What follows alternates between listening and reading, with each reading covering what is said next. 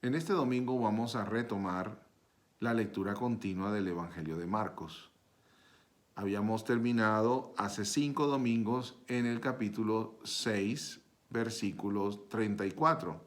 Y hoy retomamos, salvo una buena parte de ese capítulo 6, retomamos esa lectura continua del Evangelio de Marcos. Durante los últimos domingos hemos ampliado esa expectativa o esa experiencia de una multitud cansada, agobiada, hambrienta, saciada por la presencia, por la enseñanza, por la comunión que Jesús ofrece a través de estos pocos peces y pocos panes.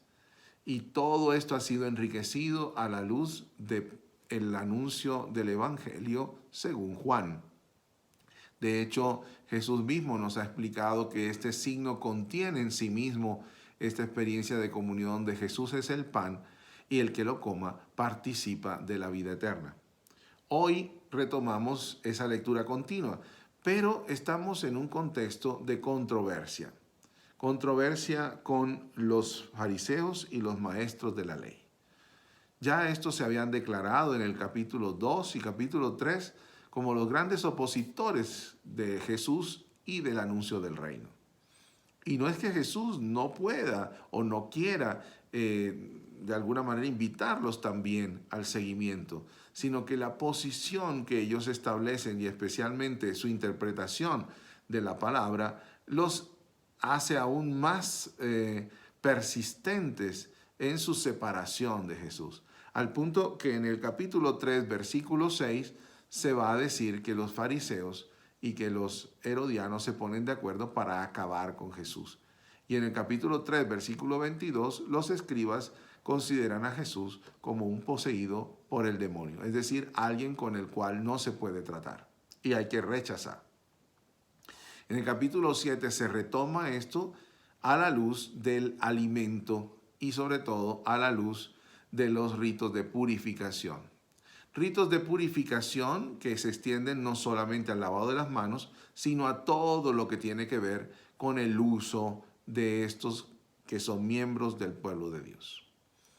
Para los fariseos, una forma de estar bien con Dios y sobre todo de rectificar, corregir, sentir que son perdonados de cualquier falta que rompa la alianza y sobre todo que los ponga en riesgo de ser objeto de la venganza, del odio, de la ira de Dios, sobre todo en el sentido de que romper con Dios significa la muerte para el creyente. Entonces están estos ritos que hacían parte originalmente del ámbito sacerdotal, pero ellos promulgaban a que se extendiera a todo el pueblo de Israel. Jesús tiene que ver es con la esencia misma de lo que esto expresa. Y esto, sobre todo, en la lectura continua de todo el capítulo 7, nos damos cuenta que revela una especie de incoherencia. Por una parte se está buscando una reconciliación con Dios y por otra parte no hay una actitud que hable de esa reconciliación interiormente. O sea que se queda en lo externo. Y no solo en lo externo, sino que puede generar una serie de lógicas y de posiciones que terminan también anulando la ley de Dios. En la lectura de hoy no se va a tomar todo el Evangelio, todo el capítulo 7 del Evangelio, se van a tomar algunos versículos, el inicio, un poco en la mitad y hacia el final. Y en la mitad está la frase central de todo. Versículo 15. No hay nada afuera del hombre que al entrar en él pueda hacerlo impuro. Lo que lo hace impuro es lo que sale de él. Esa es la clave, es la sabiduría de Jesús, que por una parte denuncia esa incoherencia y esa superficialidad, y por otra parte refleja un nuevo camino, el camino de dejarse transformar desde adentro y que desde adentro brote el reino de Dios, como lo hace la semilla. Pero en esta confrontación, ustedes se van a dar cuenta que al final Jesús insiste en que las actitudes que nos acompañan son elementos de discernimiento para verificar qué tan auténtica es una vida o una práctica y cuánto no. Y es justamente eso lo que se confronta o lo que confronta al discípulo en el camino. Si uno quiere ser discípulo de Jesús, tiene que dejarse transformar desde lo más profundo de su ser. Y en esa experiencia está justamente comprometida no solamente la fe interior en el sentido de profesar algo, sino está todo lo que uno hace, todo lo que uno refleja, todo lo que uno expresa con palabras, acciones. Si las palabras y las acciones no corresponden al reino de Dios, están reflejando que desde adentro algo está fallando.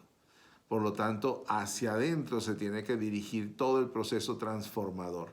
No es extraño que comer a Jesús, por lo tanto, sea también un acto de llevar adentro de nosotros la misma presencia de Jesús que destruye el pecado y hace salir, brotar de nosotros la vida, la gracia. La gran invitación entonces en este domingo es justamente a escuchar.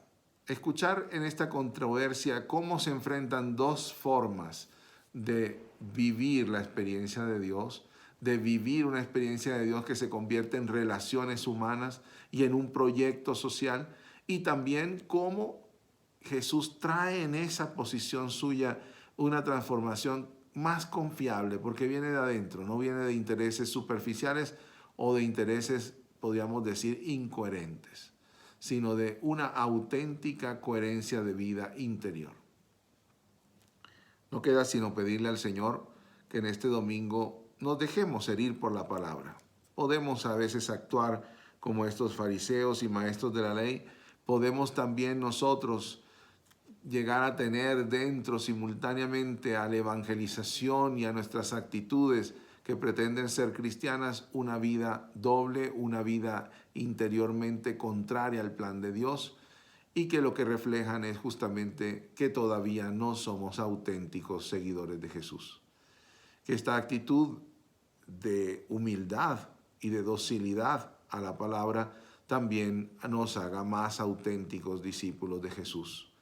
Que nos convierta y sobre todo que a través de nuestro testimonio podamos llegar auténticamente desde la verdad a los demás, a los que nos rodean, a los que de alguna manera ponen su esperanza en la forma como nosotros vivimos las palabras y las enseñanzas y la vida, el testimonio de Jesús en nosotros.